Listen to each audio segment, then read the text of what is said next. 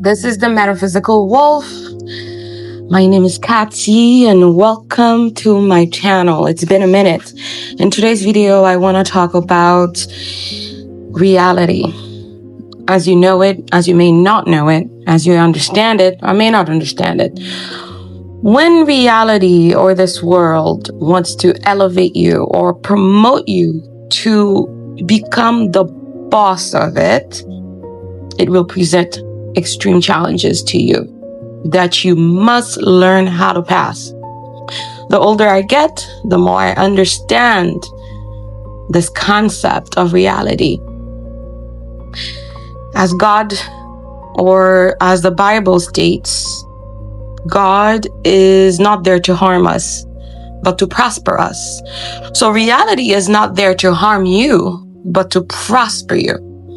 Unfortunately, systems are designed in such a way that you really think that your world is collapsing, when in fact it's building a foundation underneath your feet. But it doesn't feel like it. It feels like an earthquake to the highest magnitude. It is destabilizing. It is confusing. It is scary. But what's happening, it is earth forming right under your feet to elevate you, to ground you. But we get lost in all of the chaos, and we're not understanding that it is happening for our highest good. Who you become in the process will determine how you operate reality or how reality conforms to you.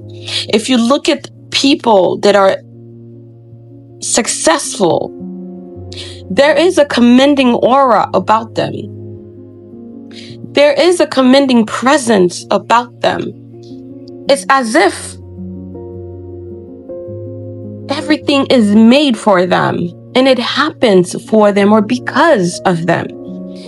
And it's the level that you want to attain that they're not telling you, because once understood by certain groups, they design systems in order to keep you at their mercy, so that you constantly believe that all the power is outside of you, or what is happening outside of you has more power than you do, when in fact it is not true. Understand that, for example, that Afro spirituality helps you recognize that you are never alone in this reality, in the 3D world. Because, yes, it's full of distractions, right? And you think you're alone, but you're not alone. You're never alone. You were never alone. The moment you were born with a spirit team. You were born with angels. You just don't know. But the funny thing is, like, you created them. You just don't know. You can't see them because you are a God who came into this dense world, this 3D world, this slow-moving world. When you left the higher realms to come into this realm, this sticky realm, this, you're moving, so slowly in this realm, and everything feels heavy and just dense and just confusing and chaotic, right? You're forgetting that you came here, but you also created everything to sustain you, to help you, to come to your aid, to be at your beck and call. That you are a God who arrived here on this plane. Although you feel lost, but you must know and understand that you are not alone. You created everything here to help you. The world wants you to forget that. Jesus came here, is what they tell you. They tell us. Yeah, okay, let's assume for a moment, he was in fact here. What did he do? He found 12 apostles. Whether you want to believe there are different faculties of the mind, like, for instance, somebody like Reverend Ike talks about. If you don't know Reverend Ike, I welcome you to go find and research Reverend Ike when he talks about the apostles are not actual human beings who existed historically. They were never really found. according to a lot of scientific data, archaeological data, anthropological data. But in fact, they were faculties of the mind. Because if you really look at the trajectory or the lives of these apostles, you can in fact relate to them in whatever time or space and time. It doesn't matter if those stories took place, like they say, 2,000 or 3,000 years ago, you in fact can relate to whatever they're, experienced in the moment, whatever challenge, right? So imagine that you are that character, just as Jesus, who is born with a special light, a special gift, and feels lost. But in order for him to convey his message, to walk his path, you need your apostles with you. You need your spirit team with you. You need your angels with you. You have to find them. You have to call on them. And Afro-spirituality reminds us of that. Whether this mythology has been recreated, re-narrated, remastered, in every culture in the world, the Asian culture, the African culture, the European culture, whatever way it has been remastered, remade, rewritten, it all comes down to the same. The Savior is not outside of you. It is inside of you. You are your own Savior. You came here to save your own self. You came here to be your own Savior, to resurrect all your gifts that have been dormant, that died, right? So imagine in Afro-spirituality, they talk about, I'm going to give an example in Haiti of Haitian spirituality. They talk about the lois, those spirits, those entities that you call on to help you when you're going through something. It is also in astrology, the different planets, right? So imagine you call on a spirit like Ogun because you're going through war in this physical world. You're facing a war. But you are no soldier. You are no captain. You are no general. You don't know how to shoot a gun. You don't know how to use a sword. You call on the spirit of Ogun because Ogun embodies the god of war, the god of iron, the god of fire, the god of guns and metals. That is why the deities, they exist, or they were painted or created, and their stories told, so that you know that you're not here alone. You have the goddess of love. Because you're a loving spirit, you're going to need to call unto the love of Aphrodite, of Venus, of Erzulie, and so on, to help remind you of what you possess already and needs to be expressed in the best possible way. Be still and embody the spirit of Ogun, and embody the spirit of Erzulie, or embody the spirit of Aphrodite or Venus or whatnot. Whatever one that you want to identify with or embody the characteristics of, right? You have to constantly remind yourself that you hold your own power. And how do you express this power? It is through creation. Because you are a creator who came here to create, to produce, to elevate, to transform, to transmute. We just forget. Every day we wake up, we forget because we are so caught up in the system, in the matrix of working for somebody else, that we become slaves to their dreams, to their creation, to their creativity. We think that by giving a hand to them or giving our, the hours that we clock in and clock out to them, that we're doing a service to ourselves. But no, individually speaking, you are the God of your own reality. Maybe you don't want to be a god, right? Maybe you don't want that much responsibility on your shoulder to say, well, I'm going to be creating. Maybe you do want to serve another god or goddess. That's okay too. As long as you know that you chose that you were not forced into it, that you were not dumbed down into it,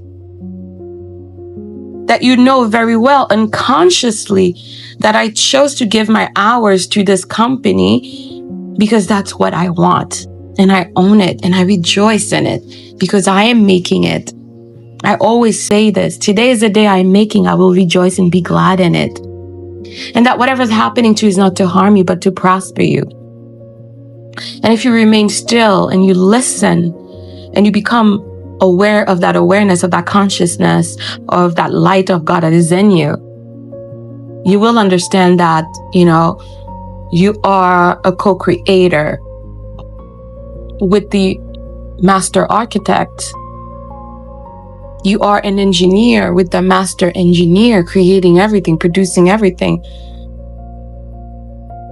in your own way, as you please, as you choose. You just know that. If you know that, then you're good. But if you don't know that, you're going to suffer. It's like you're battling something that you don't even know what it is that you're battling. And you are in this constant loop. You're asking, what is this? What's happening? It's happened to me.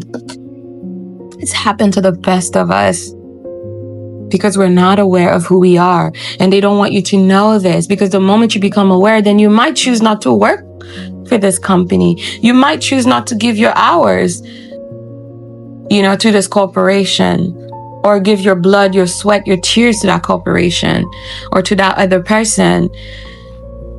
You might choose otherwise. But because those who are aware, what do? They create their own world. And they do try their best to control us, our creativity, our light. They really do try. It's a fight. It reminds me of this passage in the Bible that says that the fight is really not of blood and flesh, but spirit.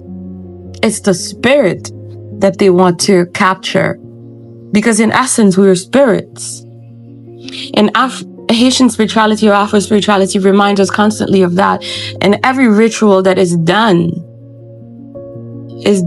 in a way to help us liberate that spirit, to own who we really are, to own reality. And I talk about this and it sounds a bit woo for some people. It's because they've also designed, they've made it that way so that you think that whatever we're talking about from that side of the world is woo because, and it's like they're perpetuating this sort of like, a negative light so that you keep thinking like they don't know shit. But it's not true. It's been proven for centuries now that these people were not talking just for talking when they talk about the laws of the universe, the laws of nature, Even in science, there are laws. In math, there are laws. So what are we talking about here? We're all talking about the same thing, but through different languages, through different systems and rituals and cultures and, and norms, right? But we're all saying the same thing. And if whatever resonates with you, then go that path, go that route. Adapt it, do it, embody it, become disciplined in it. Repeat it, until you become the master of it. And that's how you get to own reality and become the boss of reality. And then you will see that reality just bends to you like a dog that you're training. And I made a video about that way before the Power of I Am made that video about how you can train reality like you train your dog. It is true. And it is not to insult anybody's intelligence or anything like that. It's just to help you understand that, yes, whatever's outside of you will actually conform to you because you're the creator of it.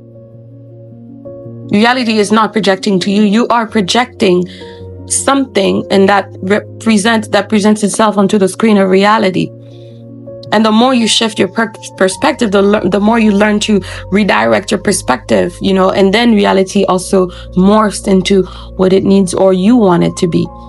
It doesn't happen overnight. It takes practice because of this whole programming, the egregores that exist, that have become entities around you, in your nervous system. in your DNA, if I may say. You just have to learn to get rid of them. And when you're getting rid of them, there are so many things that are going to happen.